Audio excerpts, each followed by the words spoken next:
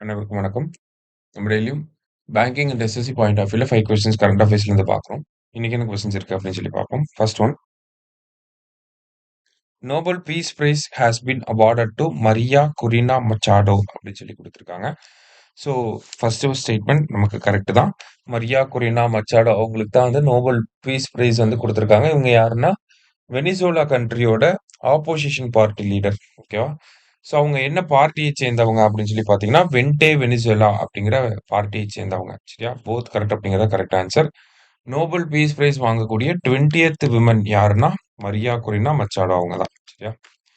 அடுத்தது, which among the Nobel prize is awarded by Norwegian Nobel committee அப்படின்னு சொல்லி கேட்டிருக்காங்க. ஸோ நமக்கு நோபல் பிரைஸை பொறுத்த வரைக்கும் பார்த்தீங்கன்னா physiology, physics, chemistry, literature, peace and then economics, இந்த 6 ஃபீல்டுக்கு வந்து இருக்கு. இதுல நோபல் பீஸ் பிரைஸை மட்டும் யார் கொடுப்பாங்க அப்படின்னா நார்வே வந்து கொடுப்பாங்க.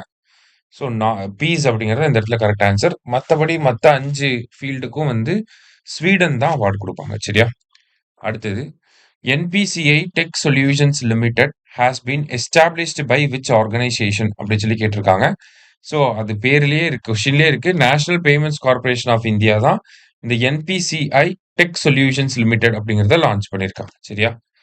அடுத்தது, which city is the venue of India AI impact summit 2026 அப்படின்னு சொல்லி கேட்டிருக்காங்க. ஸோ இந்தியா ஏஐ சம்மிட்டோட வென்யூ எப்போ நடக்க போகுதுன்னா 2026 பிப்ரவரியில நடக்க போகுது. எங்க நடக்க போகுது அப்படின்னா பாரத் மண்டபம் இன் நியூ டெல்லி. சரியா? பாரத் மண்டபம் இன் நியூ டெல்லி. லாஸ்டா, the primary purpose of unified markets interface unveiled by RBI is to facilitate அப்படின்னு சொல்லி கேட்டிருக்காங்க. ஸோ யூனிஃபைடு மார்க்கெட் இன்டர்ஃபேஸோட அந்த ஒரு விஷயத்தை லான்ச் பண்ணது யாருன்னா ஆர்பிஐ. அதோட பேசிக் ஃபங்க்ஷன் என்ன அப்படின்னு சொல்லி பார்த்தீங்கன்னா டோக்கனைசேஷன் ஆஃப் ஃபினான்ஷியல் அசெட்ஸ் அப்படிங்கிறதா கரெக்ட் ஆன்சர். சரியா? இன்னைக்கு 5 கொஸ்டின்ஸ் பார்த்துருக்கோம். சுரேஷ் IAS அகாடமி, வெற்றியின் முகவரி.